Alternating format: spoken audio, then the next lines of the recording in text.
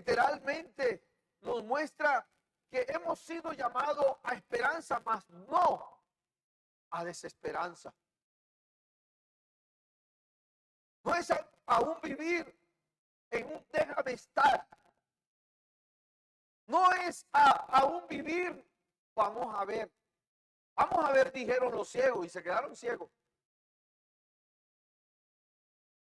Vivir en la desesperanza, hermano, es lo contrario a vivir la fe cristiana. Por eso, cuando hay problemas, lo que hago es que me sacudo y digo, no hay que seguir para adelante.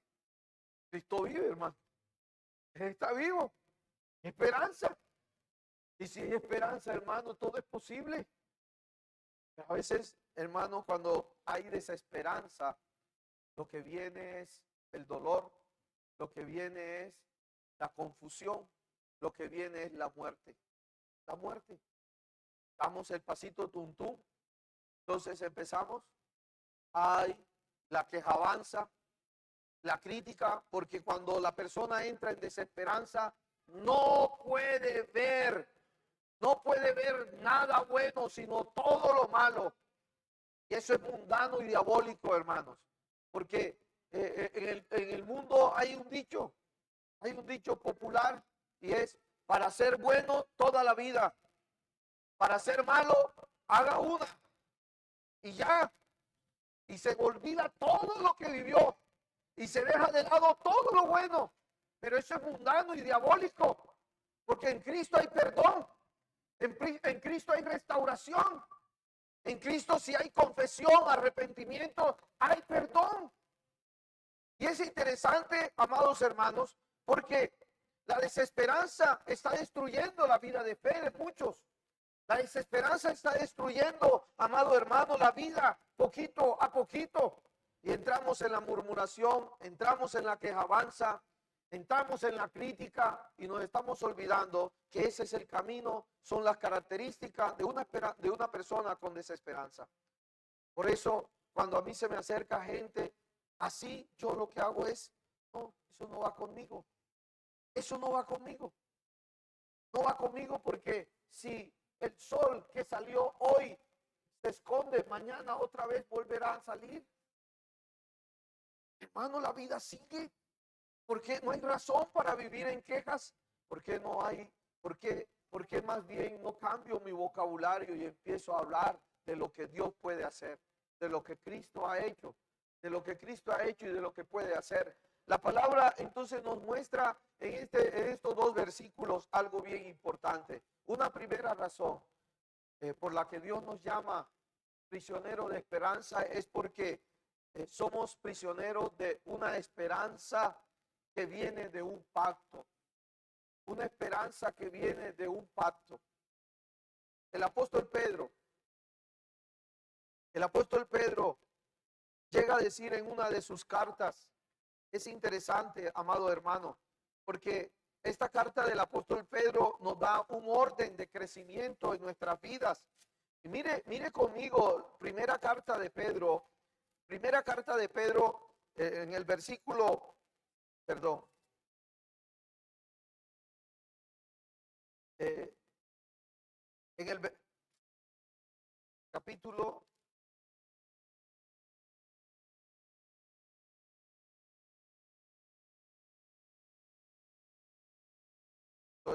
estoy en primera carta de Pedro, capítulo 1, versículo 6.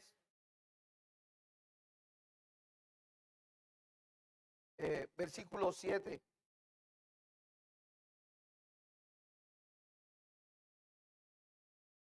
Dice, para que sometida a prueba vuestra fe, mucho más preciosa que el oro, sea hallada en alabanza, gloria, honra, cuando sea manifestado Jesucristo.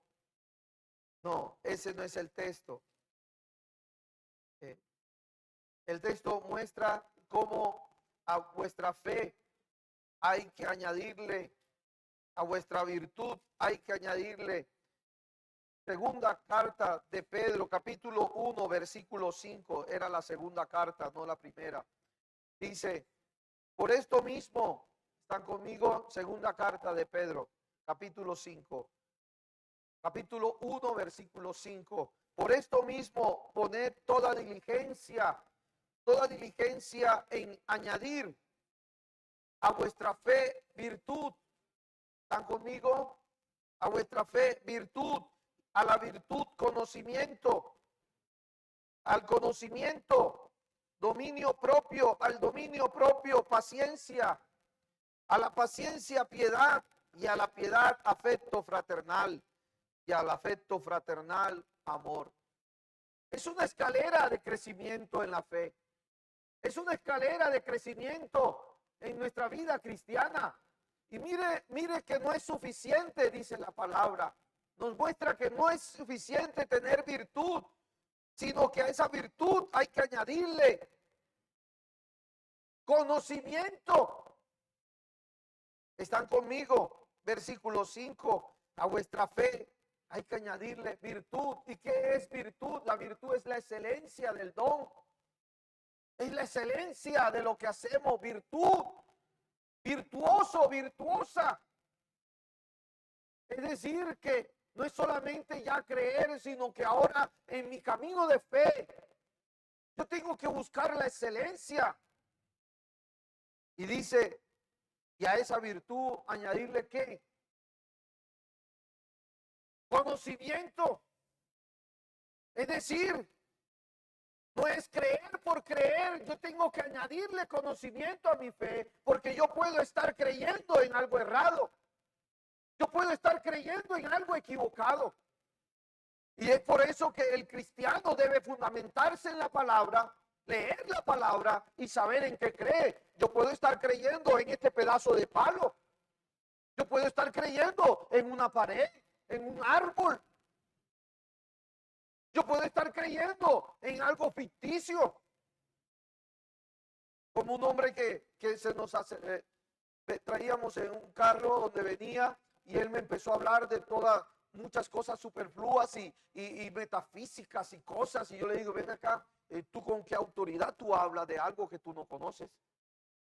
¿Quién te enseñó eso? ¿Quién te dijo? No, yo lo viví, yo lo experimenté. Sí, pero ¿dónde está la base científica de eso? ¿Dónde está? ¿Quién te ha dicho todo eso? Y hermanos queridos, en la palabra dice que en los postreros tiempos vendrán espíritus engañadores. Hermanos, uno tiene que tener cuidado quién es el líder, quién lo guía a uno, porque uno puede terminar escuchando doctrinas de demonios.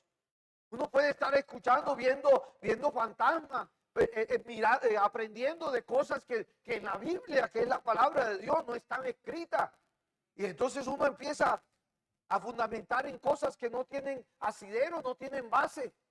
Y es así como uno observa que la esperanza del pueblo de Dios, a la cual Dios nos llama que somos prisioneros de esa esperanza, es porque esa esperanza está fundamentada en un pacto, amado hermano. Viene de un pacto, y por eso el versículo 11 le dice, tú también. Tú, está hablando en primera persona del singular. ¿No? ¿Quién? El que está hablando, es decir, Dios mismo.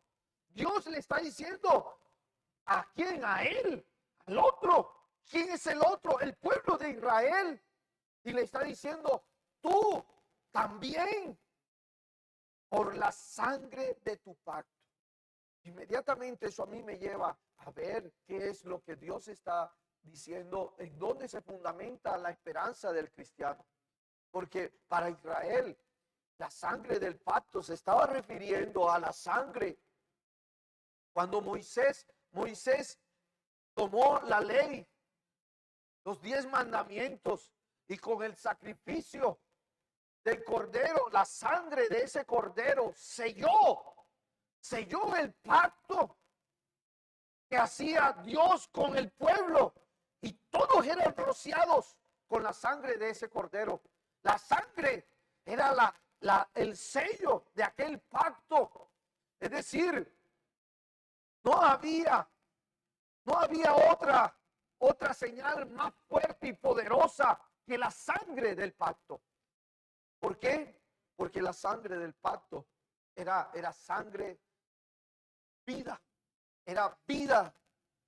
Es decir, el Levítico nos muestra cómo la sangre era la vida del animal, del ser. ¿Qué es la sangre en nuestro cuerpo? Es la vida de la carne. Algunos creen que es la sangre, es la vida del ser humano. No, no es la vida del ser humano, es la vida del cuerpo, de la carne. Entonces llegan y no se permiten transfusión, pero es un error de concepción bíblica, de interpretación del texto. Hablando de la sangre del cuerpo, pero está hablando más allá de esto. El texto está mostrando cómo al tomar la sangre, el cordero estaba siendo muerto a la vez. Y es una expresión figurativa que está mostrando vida. Es decir, vida por vida.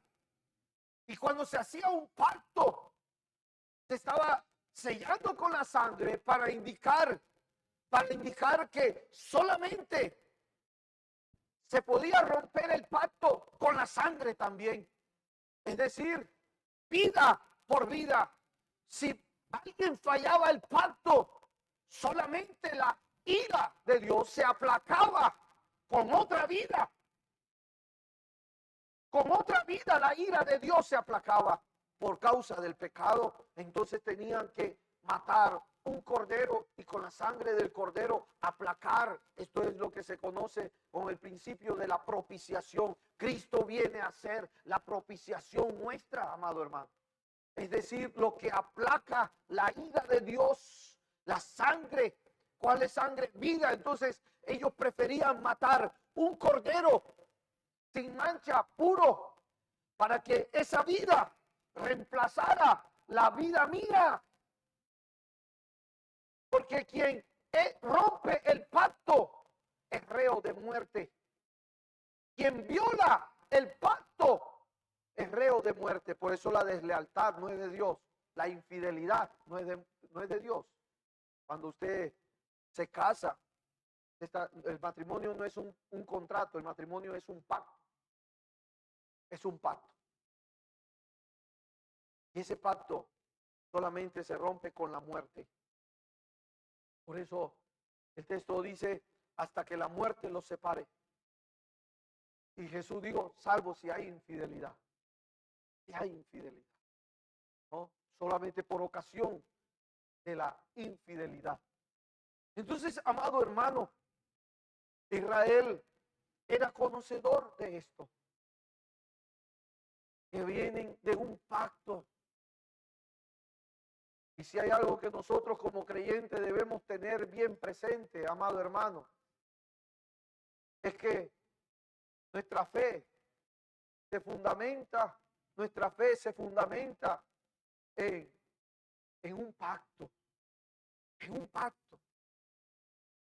una sangre que se vertió y que con esa sangre yo tengo acceso a Dios. Por eso, amado hermano, cuando Cristo muere en la cruz del Calvario, es para afirmar esta gran realidad, para afirmar esta realidad de fe, en donde nosotros podemos creer con toda libertad, porque en la sangre del nuevo pacto en Jesucristo, nosotros tenemos acceso a ese trono de gracia, a esa esperanza en Dios a través de eso. Por eso, si hay una esperanza, debe ser, amado hermano, no porque sea fuerte, no porque mis padres me van a dejar algo para heredar. No, ahí no debe fijarnos. No, como hombres de fe, mujeres de fe, no podemos fijarnos allí. Porque mi esposa es inteligente y tiene muchos recursos económicos. Mi esposo trabaja duro y me va a dejar uno. No, ahí no debe fundamentarse nuestra esperanza. Nuestra esperanza se debe fundamentar en que nosotros hacemos parte de un pacto eterno, amado hermano.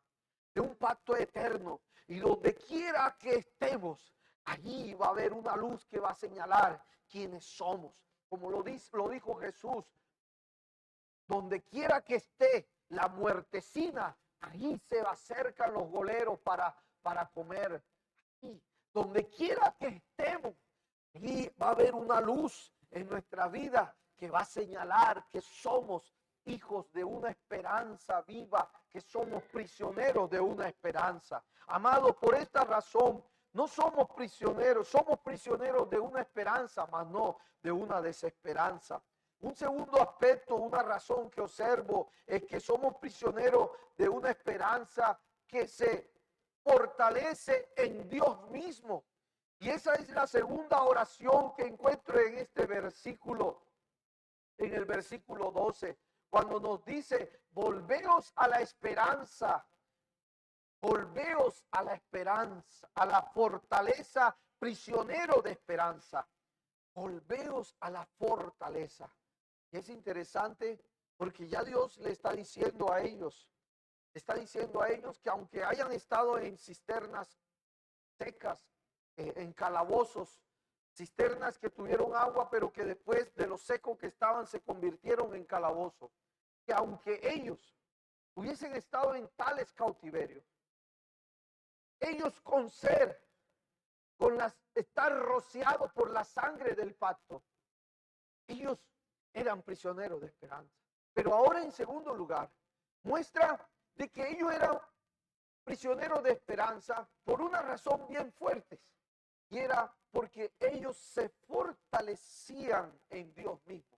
Y aquí es un juego de palabras, porque aquí está diciendo, volveos a la fortaleza. Versículo 12, volveos a la fortaleza. Pero note usted, amado hermano, que tal fortaleza no existía.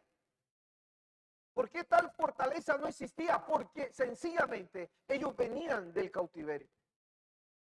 Anímicamente no había la fortaleza. Pero físicamente tampoco había la fortaleza, porque la fortaleza había sido destruida por Babilonia.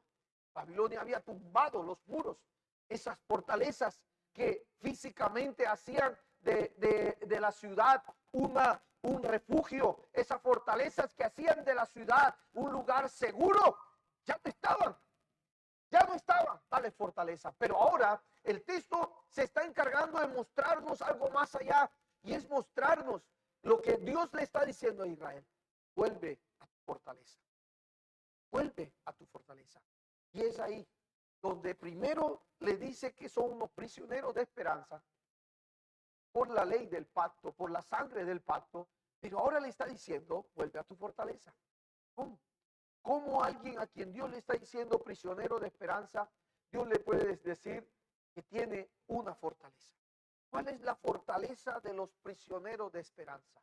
¿Cuál es la fortaleza a los que Dios llama prisioneros de esperanza? No es otra cosa que la fortaleza es Dios mismo. Dios mismo es la fortaleza, aleluya, de aquellos que Él mismo llama prisioneros de esperanza. Hermano querido, cada vez que tú vayas y creas que tú te fortaleces con un buen platado de comida, Dios te va a decir, no solo de pan vive el hombre. Esa no es tu fortaleza. Cada vez que tú, porque tengas buen dinero, crees que esa va a ser tu fortaleza, créeme, va a llegar el momento en que vas a tener gran cantidad de plata, pero tu vida va a estar vacía y sin nada. ¿Sabes por qué? Porque esa no es la esperanza de los prisioneros. Esa no es la fortaleza, perdón, de los prisioneros. Los prisioneros de esperanza tienen su fortaleza en Dios mismo. Y es interesante, amado hermano, porque lo que Dios está diciendo es, vuelve a tu fortaleza, vuelve. ¿Por qué hay tantos creyentes que están desmotivados? ¿Por qué hay tantos creyentes con una vida arruinada? ¿Por qué hay tantos creyentes a los que el diablo coge de teje-maneje? Lo coge el diablo y los zarandea como él le da la gana. ¿Sabe por qué? Porque Dios no ha sido la fortaleza para ellos. Hermanos, nosotros llegamos a una vida cristiana, amados hermanos, en donde ya con tantos años en el evangelio, muchas veces nosotros ya tenemos que saber cuál es el ABC del evangelio. Ya nosotros debemos saber cuál es el ABC. Cuando yo tengo desaliento, ¿qué es lo primero que debo hacer? No ir a quejarme. Es que el pastor no me visita. No debo ir a buscar el horóscopo para alentarme, para animarme. No debo buscar a otra persona para que venga entonces a alentarme. Y ahí es donde está el mayor error, hermano. Un creyente de años debe saber cuál es el ABC. Mire, hermanos, hay veces que me arrodillo a orar. No tengo aliento. ¿Sabe? Ahí mismo. Enseguida, no me haga desayuno, mi amor. Enseguida le digo a mi esposa, no me haga desayuno, voy de cabeza a ayunar. ¿Ah? Es que con los años tú aprendes el ABC. Ay, es que estoy desalentado. ¿Desalentado? ¿Desalentado? Cojo tratado y lo meto en la Biblia y vamos para el parque. Venga, que te voy a hablar de mi fe. Venga, y cuando salgo de ahí, salgo enchufado, hermano. Salgo alentado. Es que, hermano, tu fortaleza no está en otra cosa sino en Dios. Él es tu fortaleza. Si tú has caído en desesperanza, es el momento, hermano, para que tú empieces a evaluar cómo está tu vida. Uno puede mirar en las escrituras y el apóstol Pablo en Romanos capítulo 8, versículos 24 y 25 nos dice, porque en esperanza fuimos salvos. Pero la esperanza que se ve ya no es esperanza. ¿Aló? ¿Están conmigo? La esperanza que se ve ya no es esperanza. Ay, entonces yo voy a brincar de unción, de poder, porque la iglesia está llenísima. Ahí hay fe, hay. No, hermano, perdónenme, eso no es fe. Eso no es esperanza. Es fanatismo, eso es show. ¿Sabe dónde es que se vive la verdadera esperanza? Cuando no se ve nada. Cuando uno mira las sillas vacías. Y cuando te está pitando el tren y uno dice, pero si Dios no me ha llamado con el don de continencia, Dios me ha llamado para tener pareja, ahí, no es donde voy a darme ¿cómo es que dice? Una canita al aire, un resbaloncito para ver si consigo algo por el mundo. No, eso no es fe. La esperanza viva, dice el apóstol Pablo, es aquella que no se ve. Porque si se ve, ya no es esperanza. Aleluya. Usted, me estoy haciendo entender, hermano. Estamos siendo llamados a vivir una vida de fe. Por eso a veces cuando nosotros ya nos creemos ya los más super líderes, entonces Dios nos permite, sí, bueno, ya estás dejando de vivir por fe, te voy a poner a vivir por fe. ¿Por qué? ¿Por qué? Porque cuando el Hijo del Hombre venga por segunda vez, dice el texto, ¿hallará fe en la tierra? ¿Hallará fe en la tierra? Dijo el mismo texto bíblico de Jesús. ¿Hallará fe en la tierra? Hermanos, si hay algo que Dios trabaja noche y día en nuestra vida, es nuestra vida de fe. Por eso un creyente que deja todo por la causa del Señor, por trabajar, por estudiar, por hacer otras cosas, hermano, el tiempo alcanza para todo. Entonces Dios te va a tener que apretar. ¿Por qué? Porque si hay algo que a Dios le interesa, es que tú crezcas en la esperanza y en la fe.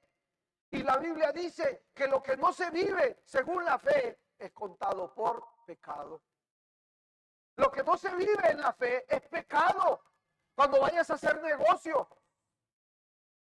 más allá de tener una logística y un entrenamiento financiero o de negocio, es la fe. Por eso, los que han entrado a tesorería tienen que ser personas de fe. Porque muchas veces muchos tesoreros han llegado acá a la iglesia que vienen con una mentalidad ahí cuadriculada del contador. Me acuerdo del hermano Harold Ospina, que bendigo siempre, el hermano Harold Ospina, cuando fue nombrado tesorero de la iglesia, él es contador, experto en gerenciar bancos, y llegó aquí y él decía: pastor, yo no sé cómo se sostiene la iglesia. Pastor, ¿y esto cómo es?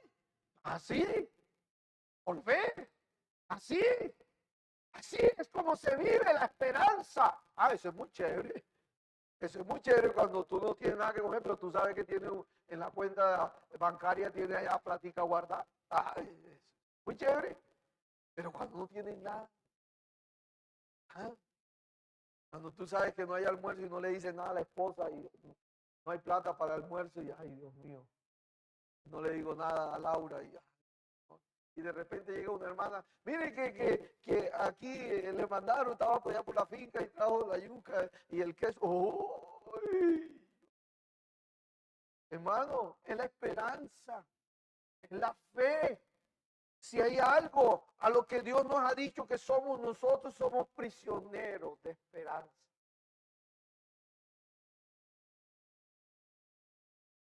Métate donde te metas, te va a perseguir eso. Te va a perseguir la fe. Y así te digan no se puede, en el fondo de tu corazón vas a decir: yo sé que sí se puede. Porque eres marcado por Dios. Porque es Dios quien te ha atrapado en una vida de fe, una vida de esperanza. Y de repente nuestro pecado nos hizo errar, nos hizo desviar. Hermano, estás a tiempo de arrepentirte. Estás a tiempo de pedirle perdón a Dios. Pero lo uno no quiere decir lo otro. ¿Por qué? Porque Cristo murió por ti y su sangre nos limpia de todo pecado. ¿Para qué? Para que nosotros sigamos adelante creciendo en la fe, en la esperanza, en la fe, en la esperanza. No es lo mismo, hermanos, si hay algo que nunca olvido en mis recuerdos, es cuando yo compro algo porque trabajo, lo compré, a cuando obtengo algo porque Dios me lo... Y así haya dado algo de plata, no importa, yo sé que Él me lo dio. Y eso no se olvida. Por eso el texto dice en Proverbios que la bendición de Jehová es la que enriquece y no añade tristeza con ella. ¿Sabe por qué? ¿Sabe por qué? Porque la bendición de Dios llega por el camino de la fe. Y la vida de fe es la que nos llena a los prisioneros de esperanza. No hay otra cosa que nos llene más que esos efectos, resultados, vida fehaciente en nuestro ser. Encontramos en la Biblia personajes como Noé. Noé creyó a Dios a ciegas. A ciegas. ¿Por qué a ciegas? Porque construye un arco, era un arca, eran cosas que aún no se habían visto. ¿Quién antes de Noé había hecho un arca? Y Noé pegado allí, pegado a Dios: escribas esto, haz aquello, haz aquello. ¿Sabes qué es eso? Fe. Vida de fe. Pero también podemos ver a Abraham. Hermano querido, Abraham vivía en un contexto politeísta, de muchos dioses, politeístas. Óyeme, escúchame bien. Y de entre muchos dioses, él le creyó a Yahvé, a Jehová Dios, y le dijo: sal de tu tierra, de tu parentela. Y él salió a recibir el lugar como herencia. Él salió sin saber a dónde iba.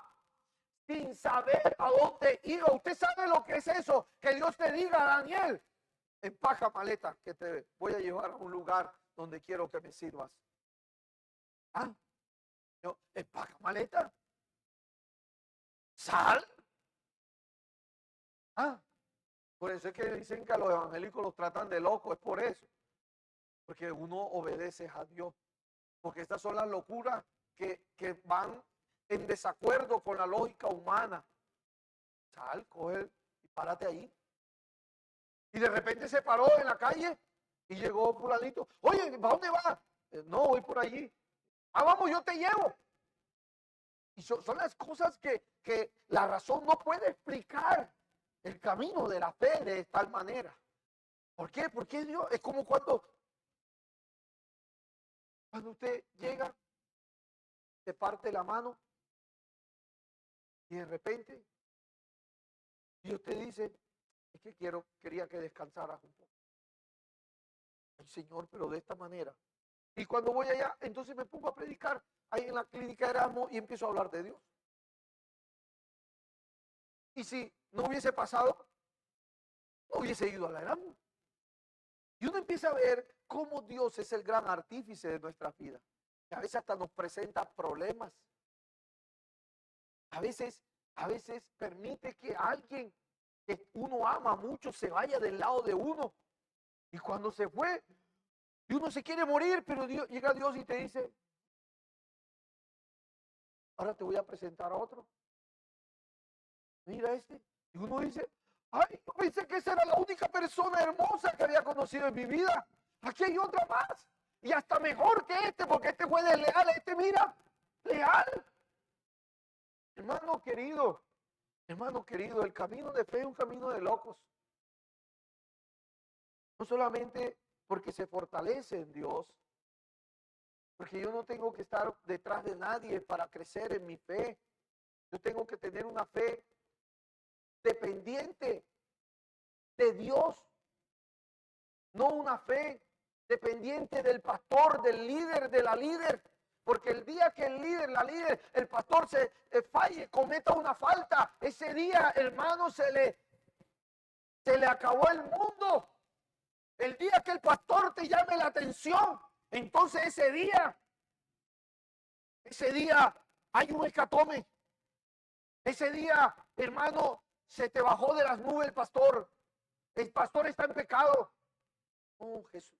La palabra en hebreo dice, pon los ojos en Jesús, el autor y consumador de vuestra fe. ¿Quién es el autor y consumador de la fe de los prisioneros de esperanza? ¿Quién? ¿Quién? Jesús. Perfecto. 100% hombre, 100% Dios. Él es nuestro modelo a seguir. Y cada vez que usted mira a Jesús, usted va a recibir fortaleza, hermano. En Jesús usted va a encontrar el liderazgo perfecto. En una iglesia no, hermano, el día que usted vaya a otra iglesia, ese día la iglesia se tumba, se perjudica, hermano. Porque el problema no son las iglesias, el problema somos nosotros mismos. Que no estamos poniendo la mirada donde tenemos que ponerla. Pero el día que usted vaya a otra iglesia, ese día daña la otra iglesia a usted. ¿Por qué? Porque no está mirando como debe mirar. Porque hoy en día estamos pensando más en el show, en el evento, más que en crecer. Más que en crecer. ¿Usted sabe lo que es eso? Ay, el que es pastor sí es fuerte. Hermano, Dios me llamó a predicar salvación, hermano. Yo no puedo predicarte a ti contentillos de aquí. Yo no puedo pasar por alto un creyente que escriba, ahora falte que, así lo escribió, ahora falte que un perro me mee. O un creyente perro HP. Sí, pero esas cosas que son. O escribir, porque es que eso es del diablo, eso es del mundo. Cogemos entonces los estados para tirar sátiras. Sátiras. Por eso yo, personas que yo veo que no me bendicen, lo voy anulando. Lo voy anulando. Ah, no. Entonces cogemos el Facebook para tirar sátiras. Si yo tengo algo con la hermana Evelyn, venga hermano, el principio bíblico es, venga hermana, tan, esto. Si no es así, entonces voy y busco. Pero el camino de fe no se pone a mirar esas cosas. El prisionero de esperanza pone su fortaleza en Dios, amado hermano. El prisionero de esperanza confía, se agarra de Dios. Y si el diablo lo tambaleó, agárrese más fuerte de Dios, hermano. ¿Quién es el que no va a tener dificultades y aflicciones en esta tierra? Todos lo podemos vivir. Pero una cosa es que lo viva y otra cosa es quién es tu fortaleza. Hermanos, ¿tienes problemas? Ven y dobla rodillas. Vamos, ven, te invito a 40 días de ayuno. Ven, te invito a 30 días, a 3 días de ayuno, a 7 días. Pero ven y busca cuál es el ABC del Evangelio. Ven, vamos a hacer el devocional todos los días. Entonces uno le pregunta, se los coge fuera de base. Ay, ¿no leíste el devocional hoy? ¿Viste esa palabra tan linda? Pastor, ¿qué no he hecho? Yo le digo, tranquilo, eso a mí también me pasa a veces. Pero ¿qué? Lo que está detrás de todo esto es que no nos deleitamos en el ABC, lee la palabra, ora todos los días, ayuna, busca la presencia de Dios, aléjate de personas pesimistas, pecadoras, aléjate, busca la presencia de Dios, sirve al Señor con todo tu corazón, evangeliza. ¿Qué es esto? Disciplinas espirituales. ¿Cuánto hace que no ayunas? ¿Cuánto hace que no evangelizas? ¿Cuánto hace que no das a los pobres, a los necesitados? ¿Cuánto hace que no bendices la iglesia? ¿Ah? El Señor dice, honra con tus bienes a Jehová. ¿Ah? ¿Cuánto hace que no lees la Biblia? Porque algunas Biblias están, uno las ve, están amarillentas, o sea, están, hermano, las hojas pegadas, no es por lo vieja, es porque no la abre para leerla. Y a veces la colocamos en el carro, o si no la colocamos en el atril de la sala, unos religiosos más. Pero esa no es la fortaleza del hombre y mujer de fe. La fortaleza del hombre y mujer de fe es Jehová, es una relación personal con el Señor. Y cada día, ayer yo dije, este ayuno va a estar, es hermoso el ayuno de ayer, porque va a venir la congregación, porque es como somos así de épocas, entonces va a venir, como es el último ayuno del año, va a llegar la gente al ayuno. ¿Qué? Y la hermana Rosalía me dice, pastor, puro jovencito, puro adolescentes y niños fueron los que vinieron. Ay, bueno, gloria a Dios por ello, pero ¿es Jehová tu fortaleza? ¿O todavía no eres un prisionero de esperanza? Somos prisioneros de esperanza, mas no de desesperanza. ¿Cómo asume los retos, los desafíos? Y el texto termina diciendo, hoy, lea conmigo por favor, hoy también os anuncio, un anuncio. ¿Quién lo hace el anuncio? Dios le hace un anuncio a su pueblo. Hoy también os anuncio que os dará doble recompensa. Que os dará doble recompensa. Una de las terceras razones por la que Dios nos llama prisioneros de esperanza es porque Él ha dicho que nosotros tenemos una esperanza que es por partida doble. Jesús lo dijo de otra manera. Jesús lo dijo porque tendrán vida y vida en abundancia. Aleluya. Mire lo que la palabra nos está diciendo aquí. No es para que tú vivas en cosas pocas. Dios te está llamando para una partida doble. Las promesas de Dios son siempre por partida doble. Las promesas de Dios son para bien de tu vida, para que tu esperanza se mantenga y se sostenga. En medio de la nada, de la ruina, es ahí donde Dios da esta promesa. Tú eres prisionero de esperanza, porque posees una esperanza por partida. Yo no sé cómo lo estés entendiendo tú, hermano, pero yo sé que el Espíritu está hablando en esta hora.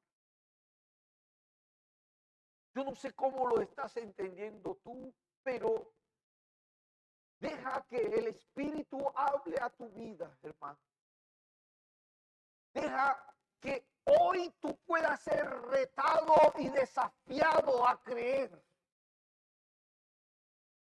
Es tiempo de creer. Es tiempo de agarrar la promesa de Dios y atesorarla en el corazón. Es tiempo, amado hermano, de definir tu identidad como prisionero de esperanza. Tú no eres un carnal. Tú no eres un materialista. Tú eres llamado espiritualmente prisionero de esperanza. Tú eres llamado a vivir como un gigante de la fe. Y los gigantes de la fe no van a vivir en tales holguras. Van a vivir en momentos de escasez que lo convierten en abundancia. Cuando la palabra de Dios nos dice que iremos de gloria en gloria y veremos a Dios en Sion. Una promesa para Israel, pero que también es para la iglesia. Es porque la gloria de Dios no se puede ver en otro momento sino en la dificultad. Cuando usted dice, Señor, derrama tu gloria, lo que está diciendo usted es, ven, visítanos en medio de esta dificultad. Nosotros no podemos ver la gloria de Dios si no vivimos de gloria en momentos de dificultad. ¿Sabe por qué? Porque no nos llamó Dios a desesperanza. Nos llamó a esperanza, amado hermano. No, tú quieres crecer en la fe. Créeme que para crecer en la fe tienes que vivir una vida de un preso de esperanza. Un preso de esperanza es una persona solitaria. Es una persona donde muchas veces te vas a encontrar solo en tu habitación con Dios. Es una vida donde vas a estar rodeado tal vez de mucha gente, pero que en tu espíritu eres tú y Dios. Un prisionero de esperanza, amado hermano, atraviesa desiertos, atraviesa sequedales. ¿Sabe por qué? Con toda confianza sabe que en medio del desierto va a encontrar un oasis, va a encontrar un río que fluye. ¿Por qué? Porque Él ha prometido una bendición de partida doble, hermano. Y si es con partida doble, hermano, es característica de Dios. Es característica de Dios de no solamente darte lo necesario, sino darte el doble. Él quiere darte más. Los proyectos tuyos van a llegar hasta una parte. Permíteme decírtelo de esta manera. Los planes tuyos van a llegar hasta aquí, donde te llega tu fe. Pero el que te ha puesto a que creas en Él, lo va a hacer más allá. Lo va a llevar más allá de tu fe. ¿Por qué? Porque es compartida doble. La bendición, la promesa de Dios es por partida doble. Job, dice la palabra que Job capítulo 42 versículo 10 dice que toda la peste Aleluya, vive Jehová. Toda la peste y la aflicción que vivió, amado hermano. Job, cuando pasó Dios la aflicción de Job, capítulo 42, versículo 10, dice que cuando él hubo orado por sus amigos, por aquellos que lo criticaron, aquellos que en vez de alentarlo lo desalentaran, trataban de desalentar a Job. ¿Se acuerdan de los amigos de Job? Que amigos como esos, ¿para qué enemigos, hermano? Y Dios le dijo, ven y ora tú por ellos. Ora. Y dice el texto que cuando Job oró por sus amigos, Dios aumentó el doble de todas las cosas que habían sido de Job. Me estoy haciendo entender, hermano. Hay un sello de Dios en los prisioneros de esperanza de darte por partida doble. La bendición de Dios no es escasa. Y aunque pases por momentos difíciles, Él te prospera. Y pastor, pero es que yo cómo me voy a, Dios cómo me va a procesar si yo tengo 3 cuentas bancarias, tengo carro, tengo casa, tengo finca. No, Él lo hace a su manera. A su manera. Ustedes se acuerdan de la novela Los ricos también lloran. No es otra realidad. No es otra realidad que con lo que lloras tú. De pronto el rico no llora. Pero con lo que llora el rico, de pronto tú sí lloras. ¿Ve? Con lo que llora el rico, de pronto tú no lloras. Porque es así. Somos diferentes. Y Dios nos trata diferente. De pronto no te va a tocar a ti la finanza. Porque hermanos, hay personas que son tan ricas, que tienen un alma pobre.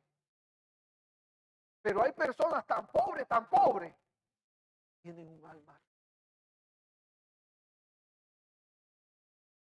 Dios trata a cada uno de acuerdo a la medida de fe. A la medida de fe. Dios nos trata a cada uno. ¿Sabe por qué? Porque Él nos ha llamado prisioneros de esperanza. ¿Qué tal si cierras tus ojos y meditas por un momento en esta palabra de fe que hoy Dios trae a nuestra vida? Hermanos, tu vida no se ha acabado. Hermano, la promesa de Dios está tan viva como aquel día que Dios te la dio. Hermano, hoy Dios quiere abonar algo más a tu vida de fe. Y es que es Él el que te llamó a creer. Y Jesús dijo, ninguno que en mí cree será avergonzado, quedará avergonzado. Hermano, la fe en Dios no avergüenza. Puedes creer, puedes buscar la presencia de Dios hoy y creer. Padre, en el nombre de Jesús, oscuridad, hoy bendigo a tu pueblo. El nacer y Hoy bendigo a tus y hijos, Señor.